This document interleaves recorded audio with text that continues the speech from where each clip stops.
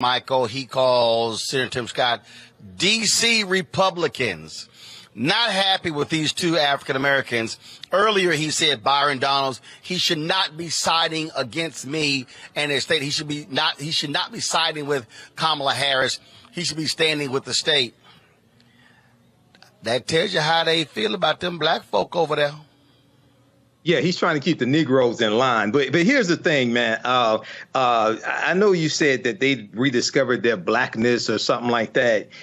It's only when it's convenient, okay? Because Byron Donalds still supports Donald Trump. Well, okay? I get it. But listen, Michael, the whole point of rediscovering, I didn't say they rediscovered it for 24 hours only in that soundbite. Well, hold on. Let me finish. So if you look at this, all right, Byron Donalds still supports Donald Trump. Senator Tim Scott still believes racism doesn't exist. Now, they admit that slavery was wrong, okay? What they have nowhere else to go. Of course, they're going to have to admit slavery was wrong. Senator Tim Scott is still against the black farmers getting any type of restitution. Senator Tim Scott is still against Michael, I know what they're against. I just want to speak to what they said and how DeSantis was responsible. I know all the other stuff, right? Okay, but I want to stay on topic. Speak to what they said and how DeSantis is responding. Yeah, but what they say, we also have to connect to what they do. So yes, they spoke out when it's convenient, okay, to stand up and say slavery wasn't a positive. All right. And Ron DeSantis is who has a history degree from Yale University, by the way. Ron DeSantis is trying to defend the social studies standards coming from his Florida Department of Education. They don't get any respect from me. OK, it's easy to jump and compare this to Vice President Mike Pence. He had a moment of courage, January 6th, and now he's back to being a coward. Okay, so now my thing is, where is your policy to fall in line with what you just said? See that it's easy to jump out there and say this when it's convenient, and the majority of America knows that. Is wrong to try to position slavery as somehow it benefited African Americans, even though, like I said last week, there are some instances where you had African Americans who gained skilled trades and were able to use them. Kofi, who was Paul Cuffey's father, was one of them, and his father gained his freedom. OK, but no, they don't get any respect from me. They're still, I still have the same opinion of them. I got it. And I want to know where's your policy to fall in line with. Middle school. These new teaching standards require students to be taught that slavery was beneficial to African Americans because it helped them develop skills. It helped them develop skills, the union said. Now, I want to go to this here. A spokesperson from the Florida Department of Education on Thursday, that was Thursday, July 20th, provided a response to NBC News questions through a statement from Dr. William Allen and Dr. Francis Presley Rice, who are members of Florida's African American History Standards Work Group, Florida's African American History Standards Work Group. The new standards were defended in the statement as, quote, comprehensive and rigorous instruction on African American history. We proudly stand behind these African American history standards, the statement said. Okay, now, quote, the intent of this particular benchmark clarification is to show that some slaves develop highly specialized trades from which they benefited. Okay, from which they benefited. This is factual and well documented. Okay, so then the statement released by these two, okay, who are on the who are members of Florida's African American History Standards Work Group, and it's a statement released by a spokesperson from Florida's Department of Education. It then goes on to list 16 African Americans who they claim benefited from skills they learned during slavery. The statement continued. Some examples include blacksmiths like Ned Cobb, Henry Blair, Lewis Latimer, and John Henry. Okay, shoemakers like James Fortin, Paul Cuffey, and Betty Washington Lewis, fishing and shipping industry workers like Jupiter Heyman, John Chavis, William Whipper, and Crispus Attucks, tailors like Elizabeth Keckley, James Thomas, and Marietta Carter, and teachers like Betty Stockton and Booker T. Washington. End quote. It's disappointing that some detractors would devalue the research from the work group and reduce it to, quote, a few isolated expressions without context, end quote, the statement said. All right. Now, a representative for Governor Ron DeSantis could not be immediately reached for comment on Thursday. Okay, now, here's what's something important. So I was looking at, very familiar with Paul Cuffey. Paul Cuffey took African Americans back to Sierra Leone, repatriated back to Sierra Leone. There's an article from the Tampa Bay Times that deals with these claims coming from the Florida Department of Education. Okay. And the name of this article is Benefited from Slavery. Critics say some of the state's examples were never even slaves. Okay. There's no evidence that Paul Cuffey was ever a slave. There's no evidence Paul Cuffey was ever a slave. Read this article here from the Tampa Bay Times. Benefited from slavery. Critics say some of the state's examples were never even slaves. The battle over Florida's new African American history standards grows more heated. All right. So we know Booker T. Washington was a former slave, right? But they go and they talk about responding to the criticism. The department issued a statement Thursday offering 16 examples of historic figures it said fit the description, that they developed highly specialized abilities that helped them later in life is, quote, factual and well documented, the department said. Asked for more information on Friday, the Florida Department of Education cited the colored patriots of the American Revolution, an 1895 book, a book that came out in 1895 by William Cooper Nell, and they cited Encyclopedia of African American History from 1619 to 1895. This was a book that came out in 2006, edited by Paul Finkelman. All right. Now,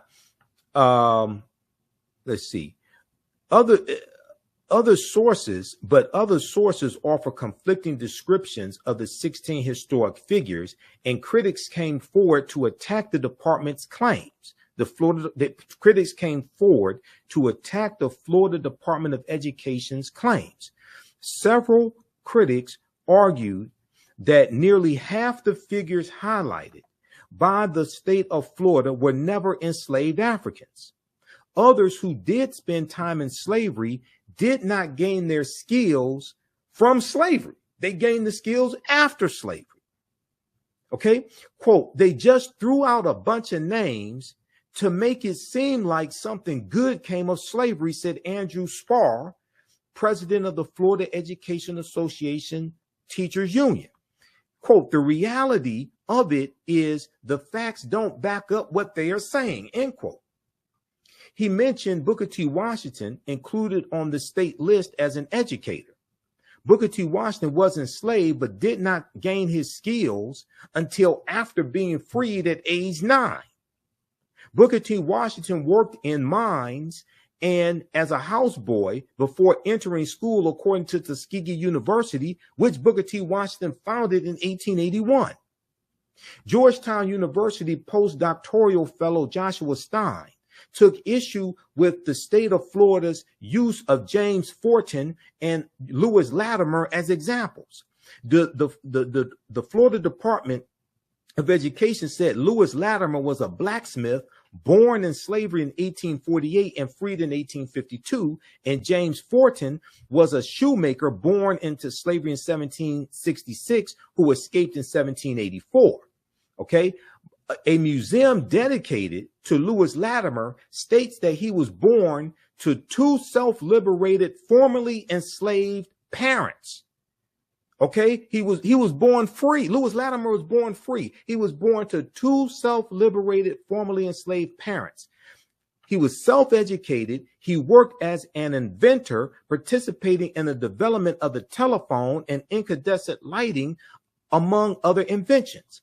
Now, the Museum of the American Revolution describes James Forten as a black entrepreneur born to free parents. James Forten was never a slave.